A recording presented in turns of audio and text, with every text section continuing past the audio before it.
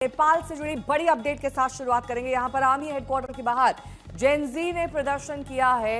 ये दरअसल कर्फ्यू के बीच सब कुछ हो रहा है, इसलिए ज्यादा परेशान करता है क्योंकि पिछले कई दिन से हम देख रहे हैं कैसे वहां पर हालात बने हुए हैं। तस्वीरें हम आप तक पहुंचाएंगे कैसे आर्मी हेडक्वार्टर के बाहर इस वक्त जेन ज़ी प्रदर्शन कर रहा है, अपना आक्रोश जाहिर कर रहा है। हेडक्वार्टर के बाहर कई युवा भिड़ गए आपस में।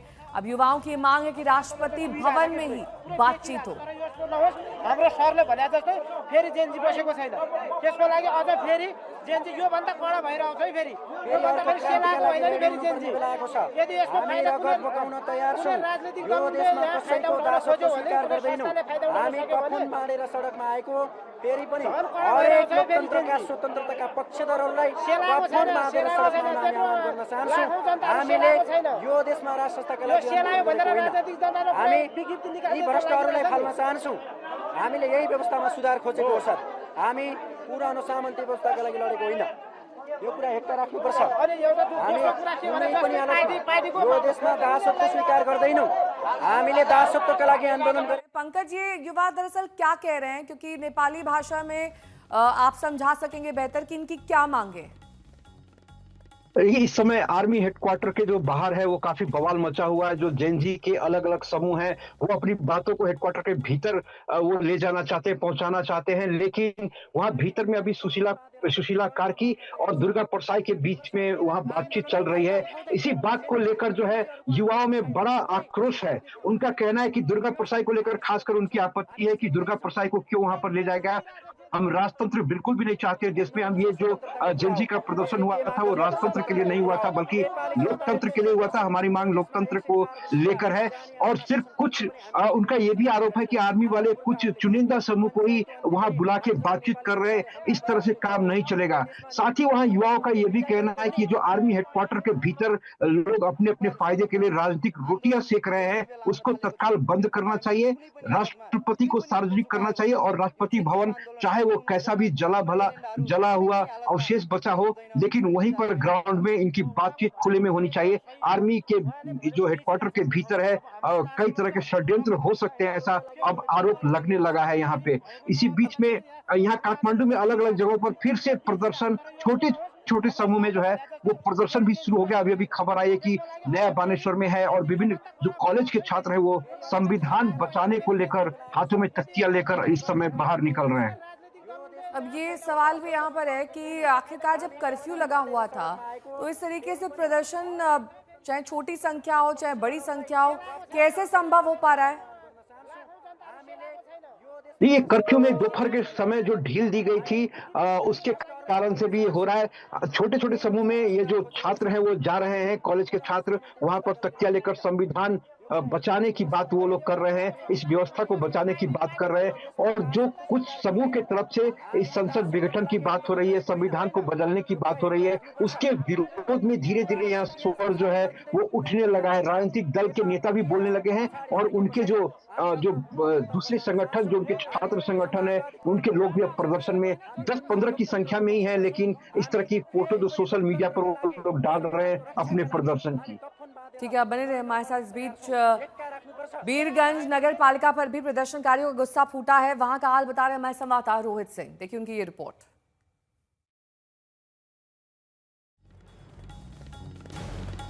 वीरगंज नगर निगम दफ्तर के हम पीछे की तरफ इस वक्त आ गए हैं। जो पीछे की तरफ जो तमाम निगम की गाड़ियां लगी हुई थी उसकी तस्वीर हम दिखा रहे हैं। यहाँ दर्जन भर गाड़ियाँ जो हैं वो यहाँ लगी हुई थी उस दिन 2 रोज़ पहले जब प्रदर्शनकारी इस पूरे दफ्तर में घुस आए थे। और जो नगर निगम के दफ्तर को तो उन लोगों ने पूरा तहस नहस करके जला दिया, लेकिन पीछे जो गाड़ियाँ खड़ी थी दफ्तर के पीछे तमाम गाड़ियों में जो है ज़बरदस्त आगजनी की गई है और सब गाड़ियों को जो है पूरी तरीके से जला दिया गया। आप यहाँ पर देख सकते हैं लाइन से यहाँ पर जितनी भी गाड़ियाँ थी नगर निगम की, एक एक करके आप सिर्फ देखते जाइए। ये तस्वीरें उस गुस्सा उस रोष की गवाही दे रहा है जो युवाओं का जो आंदोलन देखने को मिला 2 दिन, उसमें हम आपको सिर्फ दिखाते जा रहे हैं। आप लाइन से देखते जाइए ये तमाम जली हुई गाड़ियाँ किस तरीके से सर पर खून सवार था। सत्ता परिवर्तन करने का, मौजूदा सरकार से नाराज़गी, भ्रष्टाचार के आरोप, महंगाई, नेताओं और बड़े बड़े मंत्री सांसदों के बच्चों को बाहर में पढ़ाई की सुविधा, लेकिन जो स्थानीय लोग हैं उनके लिए कोई सुविधा नहीं, स्थानीय लोगों को रोज़गार नहीं, पढ़ाई उनको ढंग से मिल नहीं रही है। तो इन सब तमाम चीज़ों को लेकर जो है आप देखिए किस तरीके से ये पूरा आंदोलन चला और बीरगंज में नगर पालिका का ये दफ्तर जो है अब एक तरीके से कहें तो खंडहर हो चुका है। नगर पालिका के लोग जो हैं यहाँ पे आ रहे हैं, आज से आना शुरू किया और यहाँ पे लोग देखने की कोशिश कर रहे हैं कि क्या नुकसान हुआ, कितना नुकसान हुआ है। लेकिन ये तस्वीरें बहुत भयावह है और उस क्रांति की गवाही दे रहा है जिस क्रांति को लिखने के लिए नेपाल का युवा जो है वो सड़कों पर उतरा था। कैमरा पर्सन दीपक कुमार के साथ रोहित सिंह, बीरगंज, नेपाल आज तक। इस वक्त हम मौजूद हैं बीरगंज में नगर निगम के कार्यालय पर और 2 दिन पहले किस तरीके से यहाँ पर ज़बरदस्त बवाल मचा प्रदर्शनकारियों के द्वारा और किस तरीके से पूरे के पूरे इस नगर पालिका के कार्यालय को जला दिया गया है, पूरी तरीके से नष्ट कर दिया गया है। ये तस्वीरें आप देख सकते हैं।